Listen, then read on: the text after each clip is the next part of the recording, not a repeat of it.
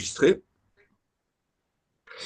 Ok, alors hop, c'est parti. Alors je suis en visio avec le groupe Red Gordon, qui sont de Clermont-Ferrand.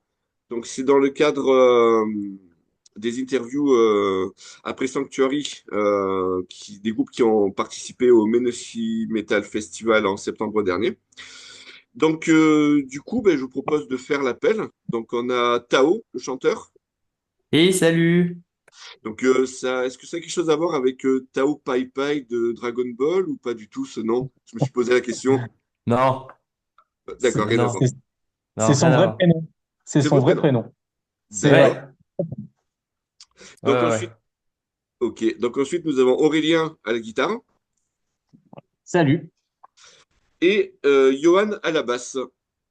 Et c'est ça, bonsoir. D'accord. Donc du coup, votre batteur Lucas va peut-être arriver en cours de route. Il est Ouais. un petit peu en retard, donc on va commencer et voilà. Donc, voilà, ben déjà, pour commencer, est-ce que vous pourriez vous présenter le groupe et individuellement en quelques mots? Eh ben, bah vas-y, Tao, hein, si t'es prêt. Alors, non, parce que j'ai dû enlever mon casque pour enlever mon cache-cou. Ok, bah, Donc, du alors, coup, je sais pas ce qui a été dit. Se présenter en quelques mots, c'est ça? Ouais, c'est ça. exactement. Présente-toi, toi, en tant que personne de Red Gordon. Ok. Bah, Red Gordon, bonjour, c'est moi. Non, oui, je suis entre guillemets le leader du groupe. Je suis le frontman. Je suis celui qui fait le booking, qui fait la com, qui fait sa propre publication pour son anniversaire. Enfin voilà, je fais un peu tous ces trucs-là, quoi. Ouais, exactement. Et bah du coup, à mon tour, hein, du coup, alors moi, guitariste aussi depuis le début avec Tao, et puis je suis le gars qui s'occupe du merch et de la compo. Voilà. D'accord. Et puis, bah, moi, Johan, bah, je suis donc le bassiste, comme on a dit tout à l'heure, et je gère aussi tout ce qui est organisation de trajets pour les concerts ou autres déplacements qu'on aurait besoin de faire. Voilà. Ok. Donc, euh, sur scène et comme en clip de Tao, tu apparais masqué, mais tu es le seul membre du groupe. Est-ce que vous aviez un budget limité pour les costumes? Ouais, ouais, parce qu'on avait tout mis, si tu veux, dans la com. Donc du coup, forcément, il n'y a plus rien à la fin.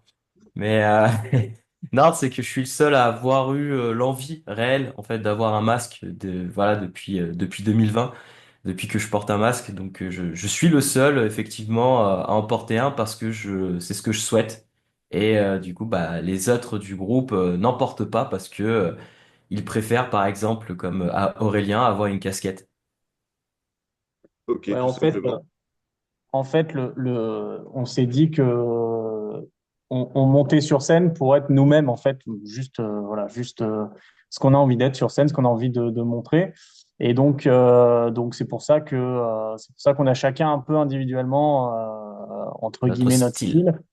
Et forcément, celui de Tao est le plus marqué avec son masque, puisque c'est voilà, c'est ce il a envie de, voilà, de présenter au public sous cette forme-là, quoi. Hmm. Ok, alors justement, voilà, à propos de ce masque, on va dire que ce serait plus un demi-masque qu'un masque complet. Et quand Ouais. j'ai préparé l'interview, j'ai vu que plusieurs de vos textes sont à propos de la schizophrénie. Est-ce que ce demi-masque, c'est une manière de montrer deux visages pour illustrer un petit peu ce propos-là, quoi? Ouais. T'es le premier à le one shot. Ouais. Ouais, ouais. D'accord. Alors, je ne suis pas schizophrène, hein. Quoique. Bah, je suis plus sûr. Mais non, oui, c'est ça. En fait, ce masque, il est là, il est pas là pour cacher quelque chose. En fait, il est là pour extérioriser ce qu'il y a en moi. Ouais. Tout à fait. Ouais. D'accord.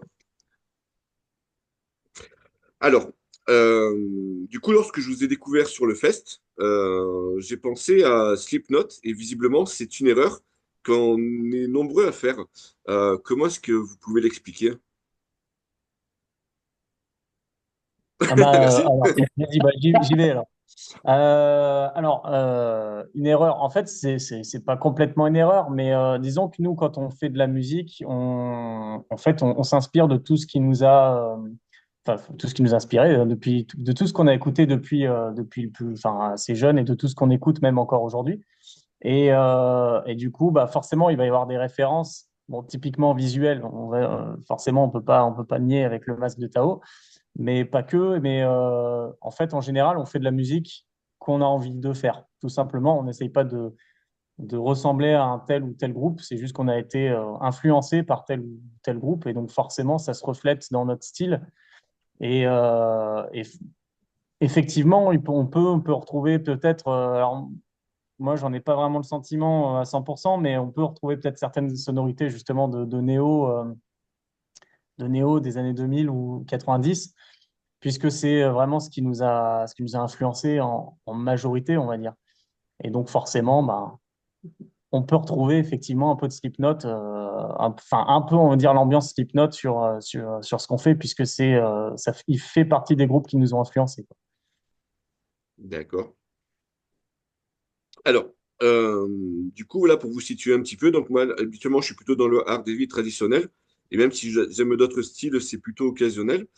Et du coup, le point qui m'a vraiment marqué vous concernant, c'est surtout par rapport à l'énergie que vous dégagez sur scène et une envie d'en découdre. Alors, du coup, est-ce que c'est des commentaires que vous trouvez plutôt positifs ou est-ce que ça vous semble réducteur?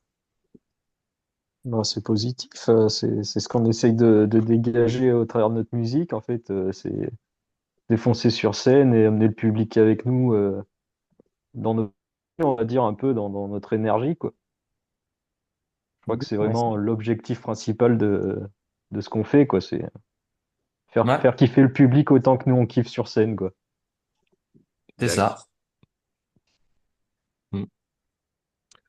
exactement. Oui. Non, non, Ah, non, j'ai appuyé ce que disait Yoann. ok. Exactement. C'est exactement Euh, ça.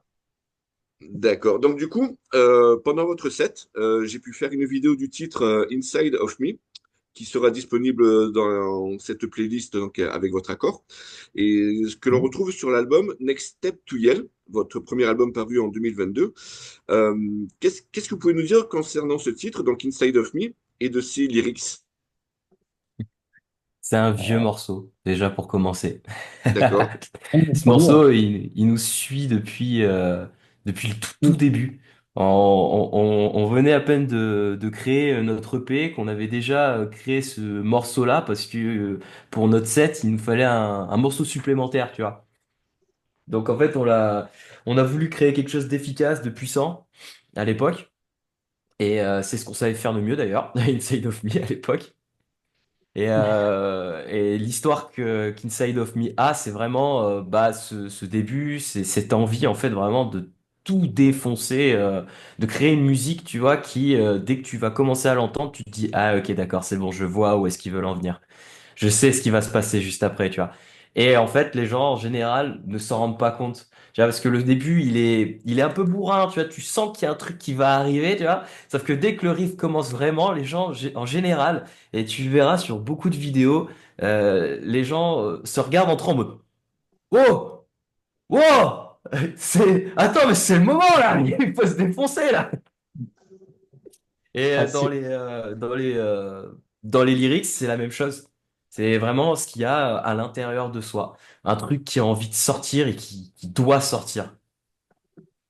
D'accord. Alors, donc du coup, au Ménossi, vous étiez présent donc le 6 septembre sur la main stage. Quel bilan est-ce que vous tirez de cette prestation? C'était un de vos plus gros concerts, il me semble, non? Ouais, c'était notre premier gros festival, déjà pour commencer. D'accord. Et alors, plus grosse scène par rapport à la scène elle-même, oui. Le plus gros public, on en a eu des similaires.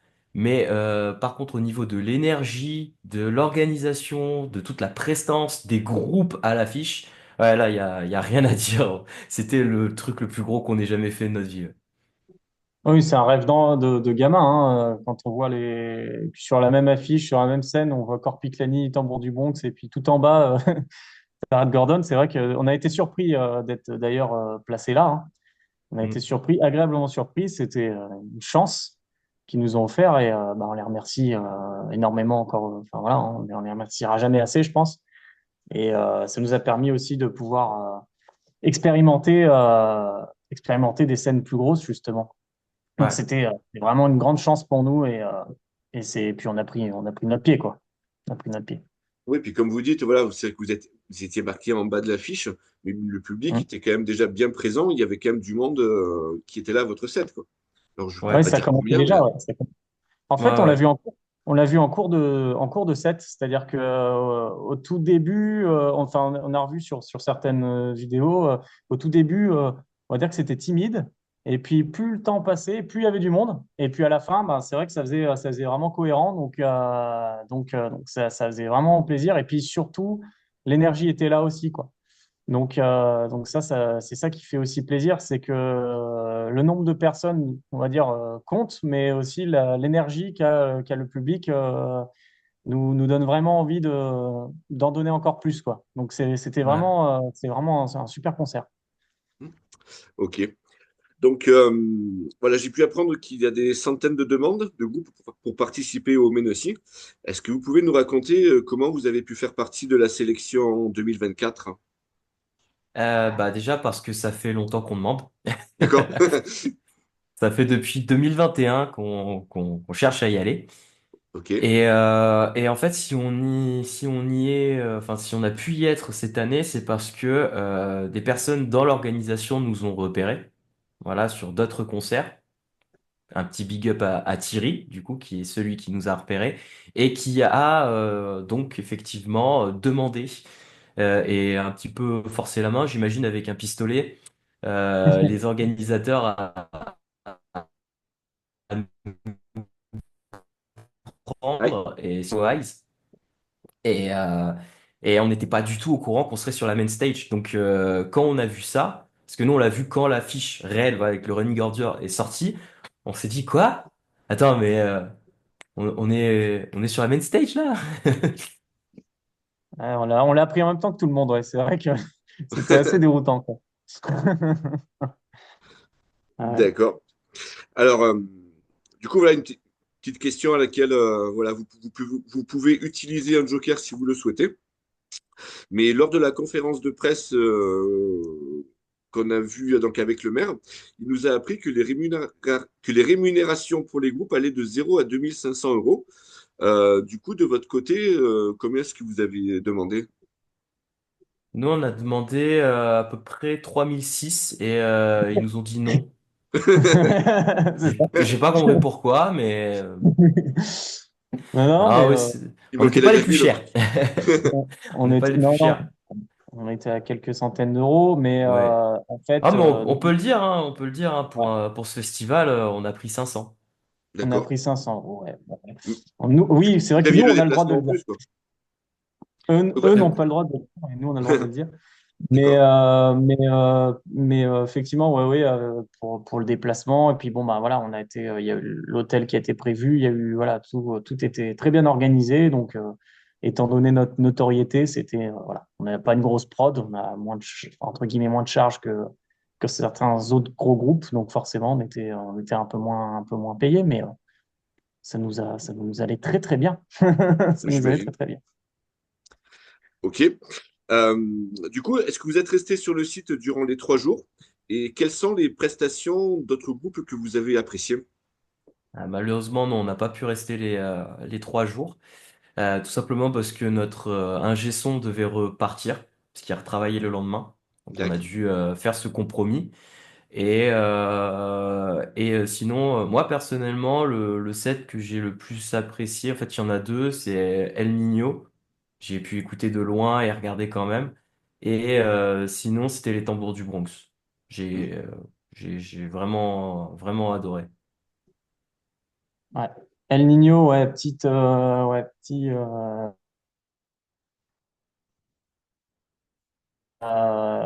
et puis, alors dans le même genre, ils n'ont pas joué le même jour et on n'y était pas.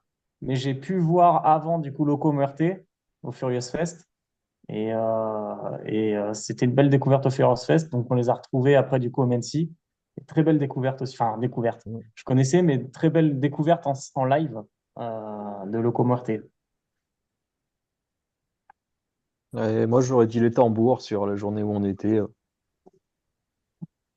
Voilà. D'accord. Et du coup, voilà, donc la précédente interview, je vous disais, c'était Sanctuary. Donc, je crois qu'ils vous ont pas vu, mais ils vous ont entendu, ils vous ont apprécié ce que vous avez fait. Mais vu que quand ils ont joué, vous étiez peut-être en train de faire vos réglages, vous avez pu voir leur set ou une partie ou pas du tout. Ah, très peu. Euh, je crois qu'une toute petite partie au début, pour D'accord? ma part, en tout cas, j'ai pu voir très, très brièvement. J'ai pas pu apprécier. J'ai pas pu prendre le temps d'apprécier puisque justement on partait effectivement pour installer le matériel. Donc, mais j'ai vu une petite partie et après par contre j'ai regardé quelques lives et effectivement ça déménageait aussi. Hein. C'est c'était vraiment bien. C'était une belle Ouais. découverte parce que je Bah, connaissais pas du tout avant. Ouais, d'accord. ouais. Bah, j'ai pu voir que de côté, en gros. Ouais. Parce que j'ai pas pu les voir voilà, de face, j'ai dû regarder dans les coulisses. Et oui, non, déjà, le son coulisses lointain était pas mal. Donc j'imagine que oui, les gens devant ont dû s'amuser. Un bel univers aussi bien travaillé. Justement, j'ai trouvé vraiment vraiment cool, vraiment très très cool. D'accord. Alors, on va parler un petit peu de vous. Donc, votre nouvel album, Nothing Less Than Everything, il est sorti dans l'intervalle le 11 octobre. Comment est-ce qu'il est accueilli pour l'instant? On n'a plus de CD. D'accord. La première fois de notre vie qu'on doit recommander un stock de CD. Mhm. Non, non, on a. Pour le moment, franchement, le public a l'air de vraiment apprécier. Ça nous fait vraiment plaisir parce qu'on a passé énormément de temps sur la production Ouais. et énormément d'énergie. Et donc, non, non, franchement, on est très content de voir le petit engouement qu'il y a autour, à notre échelle, évidemment qu'il y a autour de cet album et c'est la récompense en fait à tout le travail de 2 ans, 2 ans auparavant sur cet album, 2 ans et le reste puisque si on compte vraiment toutes les petites périodes de compo et tout ça, ça fait bien plus. Mais non, non, franchement, on est vraiment très content. D'accord. Alors, du coup, ça m'amène à une petite question stupide qui n'était pas prévue. Est-ce que si vous avez le fait que vous ayez plus de CD, est-ce que vous avez fait imprimer que 13 au prix de 13 euros, qui durait que 13 minutes, ou une histoire dans ce genre-là, ou... Non, non, mais je sais plus combien, 200. Ouais. Le premier pressage, 200, bah voilà, je sais plus, enfin, on voit enfin, le fond de carton, quoi, il y a plus rien, quoi, il y a quelques Il doit dizaines, nous même en pas. rester. Ouais, ouais, c'est ça. Je crois que j'en ai Une encore un dizaine, une carton avec vingtaine. une vingtaine, donc on doit aller Ouais, ouais, une max vingtaine. 40. On a peut-être Même pas, non, max parce que, 40, quoi. non, non, non, parce que il y a tout chez toi, là, maintenant. Donc, il y en a Ah, plus bon, que 20. bah voilà. Voilà, il y en a plus que 20. Donc voilà, on a vendu 80% des CD, donc c'est appréciable. Ok. Donc, Appréciable. formation donc, de Red Gordon en 2017. Donc, c'est un nom qui faisait référence à la bière, c'est bien ça? Exactement, exactement. Si vous voulez Euh, raconter l'anecdote, je sais que vous l'avez déjà raconté, mais la raconter ouais, de mais nouveau. tiens, Johan, t'as pas beaucoup parlé, donc vas-y. Eh ben, c'était lors d'une des innombrables soirées que j'ai eu fait avec Aurélien ici présent. On était tombé sur cette bière. Bon, on parlait du groupe, voilà, comment on s'appelle, machin. Et puis, j'ai regardé la canette. Je dis, oh, Gordon, c'est sympa. Plus c'était de la Red, c'était de la fruitée. Bon, on inverse et ça fait Red Gordon, voilà, tout simplement. Voilà. Alors Ok. attention, attention, petite info exclusive. Attention, attention.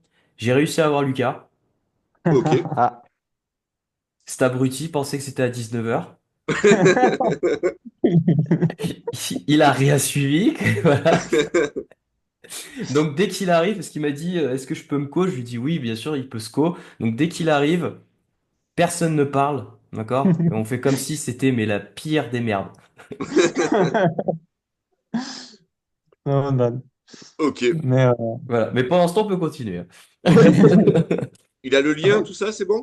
Ouais, il a le lien. Ah ouais, ouais, je leur ai tout donné. Je Ok, leur donne d'accord. toujours tout. Oui, Malgré tout. ouais. Et regarde comment il me traite.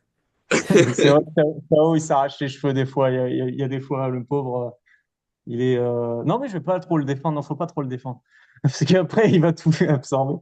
Mais ouais, Tao, c'est comme quand il s'est présenté, c'est celui qui gère toute la merde. C'est vraiment tous les trucs chiants, c'est pour sa gueule. Et donc, les organisations, les machins, tout ça, ben voilà. Et Sauf bon. quand c'est des dates ou des trucs dans le genre, ça, je l'essaye, ouais. Oui, non, mais pour les trajets et tout ça, ça reste, C'est Johan c'est qui Johan, s'en occupe. effectivement. Mais voilà, Voilà. pour tout le reste, c'est Tao. Donc, du coup, Tao, c'est que les moments de plaisir, quoi, pour lui. Et D'accord. on l'aide pas. On l'aide pas. Ok, donc ben, alors justement, voilà, puisqu'on parle des batteurs, donc à l'origine, vous aviez un autre batteur, Rémi Curer. Pourquoi Oui. celui-ci n'est-il pas resté et comment s'est passée l'intégration de Lucas? Bah, Ah bon. Rémi, en fait, déjà, c'était un remplaçant. Ok, Voilà, Rémi, il nous a, voilà, il a remplacé un batteur, voilà. Et, dans le nom. et donc, du coup, nécessairement, bah, lui, il a été incroyable parce il a vraiment, ben, il a vraiment remplacé au pied levé. Il a appris le premier album par cœur. Il l'a enregistré, donc pour la version qu'il y a maintenant de Next Step to Yell.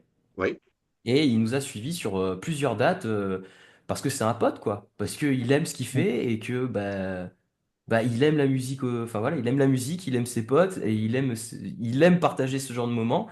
Donc bah, on a kiffé avec lui. Et il a attendu qu'on trouve Lucas. Et quand on a trouvé Lucas, bah, il a compris qu'il y avait plus besoin qu'il soit là. Parce que son but n'était pas de rester dans Red Gordon à Rémi. Il avait plusieurs projets, dont Loxus et Victims of Fury. Et donc, c'était pas son but. Et quand il a vu que Lucas était là, que Lucas était bon, que Lucas est peut-être un mec en retard, mais il est bon, eh bien, il est parti. Il est parti, il a laissé la place. Et on le remerciera toujours, Rémi. C'est un pote. Enfin voilà, s'il a besoin de quelque chose ou autre, enfin, il sait très bien où nous trouver. d'accord. Ouais, donc ça, c'est... Pour la petite histoire par rapport à Rémi, en fait, on avait un rendez-vous avec Loxus, on va dire Ah le oui! mardi, et c'était le lundi, et on était le lundi. Et on avait rendez-vous avec Loxus pour justement organiser une date sur Clermont, voilà. Et puis, bah, en fait, la veille, notre batteur nous lâche, puisqu'on s'entendait plus avec lui. Donc, il nous lâche un peu comme ça du jour au lendemain. Et puis, bah, du coup, on avait un batteur sous la main chez Loxus. Il a dit, est-ce que tu veux bien nous remplacer pour une date? Il y a une date là, on a vraiment besoin de toi et on va essayer de se débrouiller pour en trouver d'autres. Et puis voilà. Et puis bon, le jour de la répète, on dit bon, il y a cette date, mais si tu peux aussi nous dépanner sur l'enregistrement, parce qu'on devait justement enregistrer Next Step to Yell. Est-ce que tu peux nous dépanner? Il dit pas de souci. Puis après, bah tiens, on a encore deux. Et petit à petit, voilà, il nous a tenu bien 6 mois. Il est bien resté 6 mois chez nous. Et voilà comment est resté Rémi. Et puis on a un très bon souvenir de son passage et c'était ouais, très belle. Voilà, c'était des bons moments qu'on a passés avec lui sur cette tournée, quoi. Ok. Donc du coup, premier album, donc Next Step to Yell en 2022. Donc voilà, donc vous en avez un petit peu parlé. Donc j'ai cru comprendre que vous avez eu des péripéties et que vous l'avez sorti deux fois. Est-ce Ah, que vous toi, pouvez... tu suis pas les anecdotes du calendrier de l'Avent un peu en retard. C'est-à-dire? Ah, à Emmanuel, ça va mal se passer. En J'ai fait, ce- c'est les. Vas-y, explique. ouais. En gros, on est en train de faire un calendrier de l'Avent un peu en retard parce qu'on l'a commencé le 7. D'accord. Voilà, tout simplement. J'ai eu l'idée le 6. Euh, voilà. Hier, l'anecdote dont je parlais, c'est le fait qu'en réalité, on n'a pas sorti l'album deux fois. On l'a sorti trois fois. Ok, d'accord. Ah oui, effectivement, j'ai un petit cran de retard. Voilà. Ben, du coup, ouais, on peut t'expliquer ça. Et vu que je l'ai déjà dit sur nos réseaux, je vais laisser quelqu'un d'autre l'expliquer. D'accord. Vas-y, Johan. Oui, et ben oui, on l'a sorti 3 fois parce que du coup, on avait enregistré une première version C'était une batterie, comment on dit, Midi. Une batterie une MIDI, ouais. batterie MIDI. Ok. Ouais. Entre-temps, parce que entre-temps, il y a eu un changement de batteur. Et ensuite, du coup, le batteur en question voulait réenregistrer une batterie Réel. organique. Hmm. Donc, on l'a réenregistré une deuxième fois pour ensuite réenregistrer la version finale qui est sortie en 22. 2020, 22, c'était. Enfin, Ouais. donc, voilà, avec encore un autre batteur. Ouais, parce que la version 2, alors la version 1 était bien, mais le problème, c'est effectivement la batterie MIDI.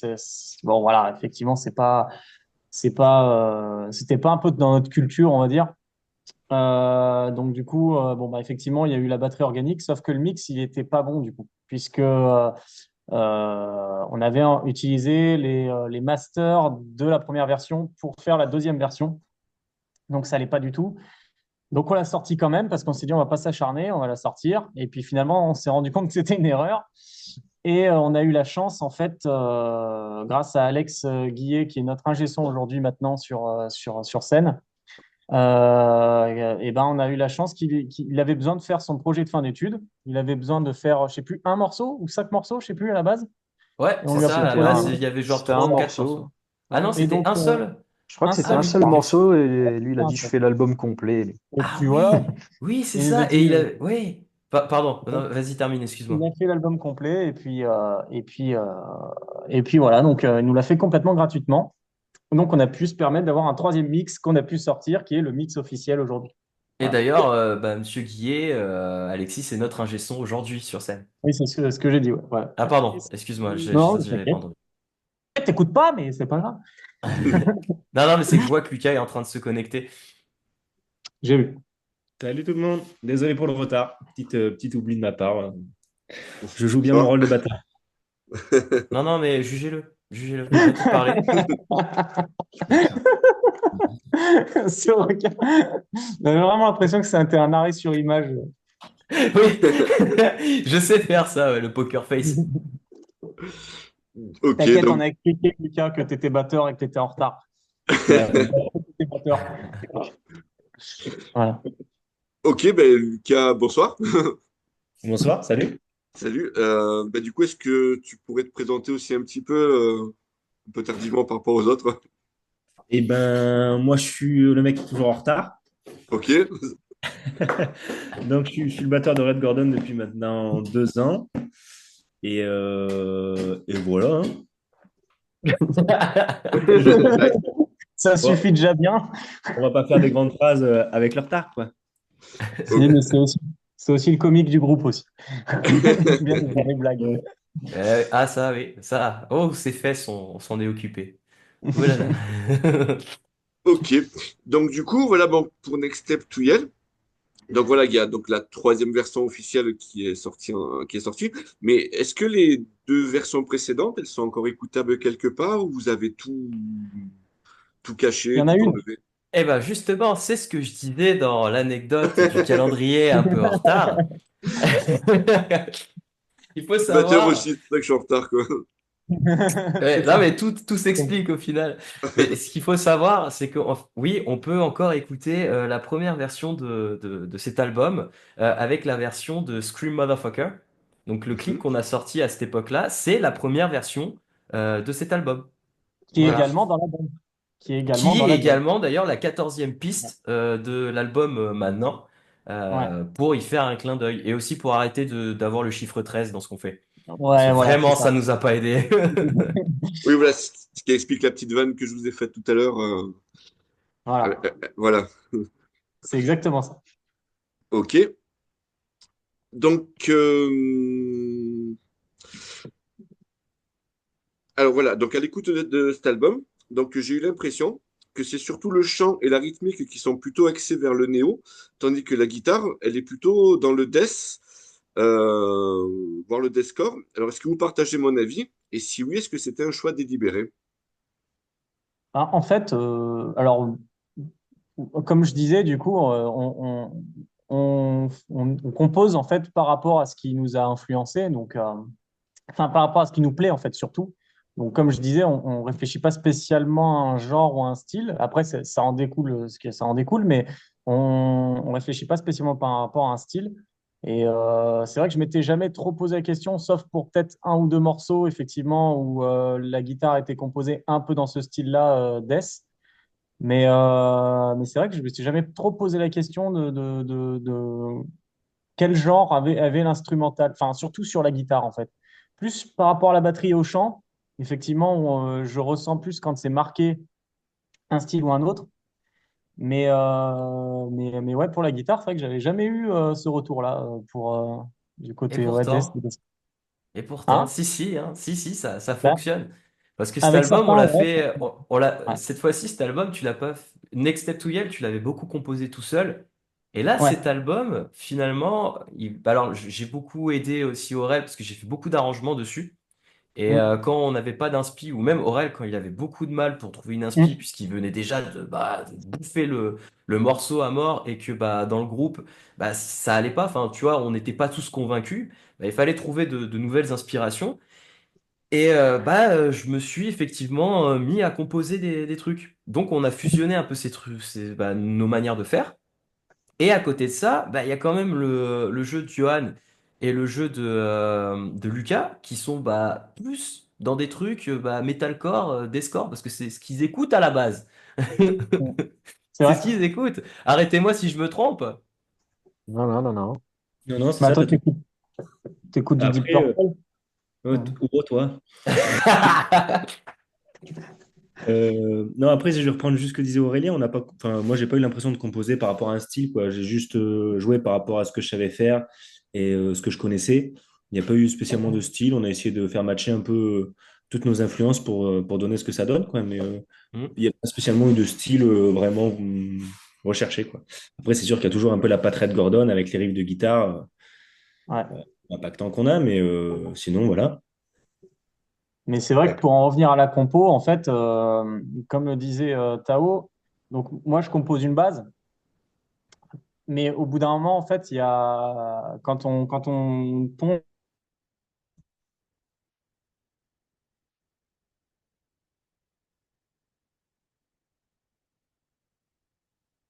Ouais. Ouais, je crois que ça bug. Vous m'entendez?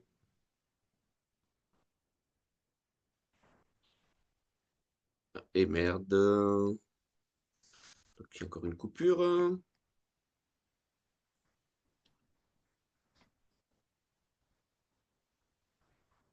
Ça pas y de est, chant. revenu. Ouais, J'ai- Ah, c'est Ouais, bon. vous, Bon, on va vous voyez, vous reprendre. m'entendez? Oui, on Ok, ouais, ouais. c'est t'entend. ça. J'ai eu un petit Du bug coup, parce je sais que. à peu près où j'en étais. Donc, si tu veux qu'on. Pardon, alors on va faire une petite coupure parce que j'arrive à la fin du timer.